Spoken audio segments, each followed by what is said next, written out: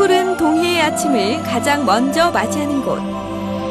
거친 파도를 맞으며 우리 결의의 동쪽 끝을 지켜온 섬. 바로 우리 땅 독도입니다.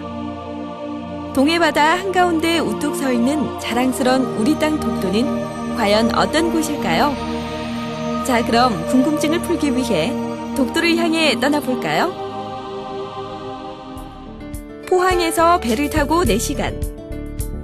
바닷길을 가면 울릉도 도동항이 나옵니다. 그곳에서 다시 배를 타고 동남쪽으로 1시간 30분 정도 바닷길을 가면 하늘을 향해 우뚝 솟아있는 독도가 우리들 앞으로 성큼 다가옵니다. 독도는 우리 영토의 동쪽 끝에 있는 섬으로 울릉도에서 동남쪽으로 87.4km, 일본에서 독도와 가장 가까운 시마네현의 오키섬에서는 북서쪽으로 157.5km 떨어져 있습니다. 여기서 중요한 사실 한 가지. 울릉도에서는 맑은 날이면 독도를 볼 수 있지만 일본의 오키섬에서는 아무리 맑은 날이라도 독도가 보이지 않는다는 거예요. 화산 활동에 의해 생성된 독도는 하나의 섬이 아니라 동도와 서도 2개의 큰 섬과 주위에 89개의 작은 섬으로 이루어져 있습니다. 동남쪽에 위치한 동도에는 독도를 지키는 경비대원들이 살고 있는 독도경비대 숙소와 경비초소, 등대관리원이 있는 유인등대와 여러 가지 해양수산시설들이 있습니다. 동도의 암벽에 독도의용수비대원들이 새겨놓은 강국령이란 표식은 이곳이 누구의 땅인지 당당하게 말해주고 있습니다. 서북쪽에 위치한 서도는 정상부가 험준한 원추형을 이루고 있고 고기를 잡는 어민을 위한 숙소가 있습니다. 독도에서는 우리가 생활하는 데 꼭 필요한 물은 어떻게 해결할까요? 네, 서도에는 독도의 생명수가 매일매일 샘솟는 소중한 물골이 있습니다. 이젠 독도 주위를 돌아볼까요? 독도에는 독특하고 재미있는 모양을 한 바위들이 많이 있습니다. 선착장에 내리면 가장 먼저 보이는 바위가 숫돌바위입니다. 숫돌바위는 돌의 성질이 부드러워서 독도 의용수비대 시절부터 이 바위돌에 칼을 갈았다고 해서 붙은 이름입니다. 서도의 동쪽에는 바닷속에 코를 넣고 유유히 바다를 건너가고 있는 코끼리의 모습을 닮은 코끼리 바위와 바다를 지키는 든든한 군함의 모양을 닮은 군함 바위, 예전에 물개를 닮은 강치가 일광욕을 즐겼다고 하는 물개 바위, 뾰족한 봉우리가 옛날 선비들이 머리에 쓰던 탄건을 꼭 빼닮은 탄건 바위가 보입니다.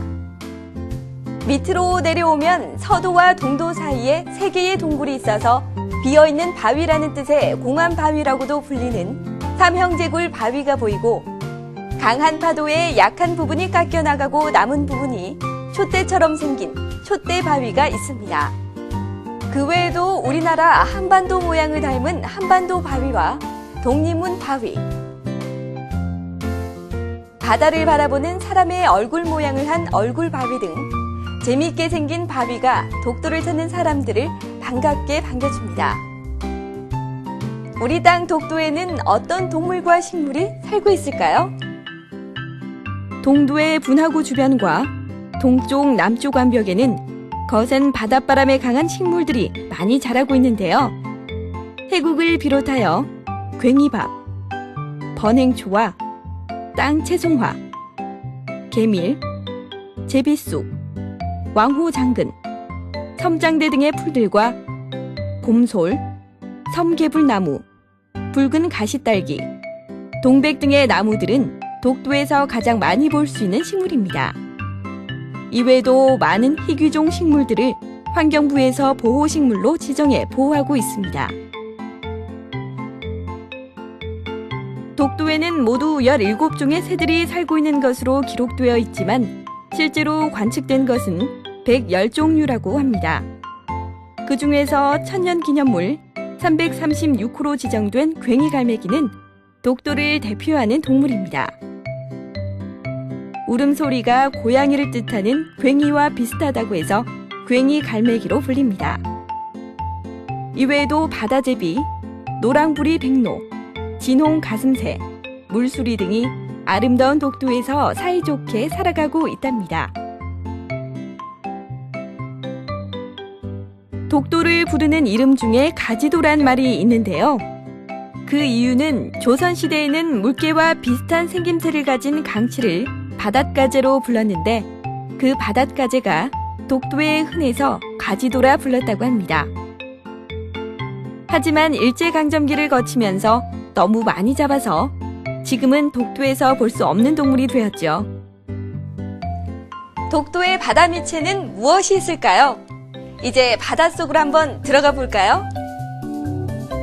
오염되지 않은 깨끗한 독도의 바다는 차가운 물과 따뜻한 물이 만나는 곳인데요. 대구와 명태, 유령 멍게, 오징어, 보라성게, 파랑돔, 미역치 등 많은 물고기가 살고 있는 그야말로 맑고 풍요로운 황금어장입니다. 조금 더 밑으로 내려가 보면 천연가스가 얼음처럼 딱딱하게 굳어서 고체 상태로 있는 하이드레이트가 아주 많이 있어요. 하이드레이트는 미래의 석유를 대체할 수 있는 훌륭한 에너지 자원이죠. 맑고 깨끗한 황금어장인 동해의 끝에서 1년 내내 거센 바람과 파도를 맞으며 변함없이 우리나라의 동쪽 끝을 지키고 있는 독도는 우리에게 애국심의 상징으로 다가옵니다. 언제나 우리 땅 독도를 지키기 위해서 우리들은 독도에 대해 더 많이 알고 우리 스스로 독도 사랑을 실천하는 길이 바로 나라 사랑이며 자랑스런 우리 땅 독도를 자손만대 영원히 지켜나가는 길일 것입니다.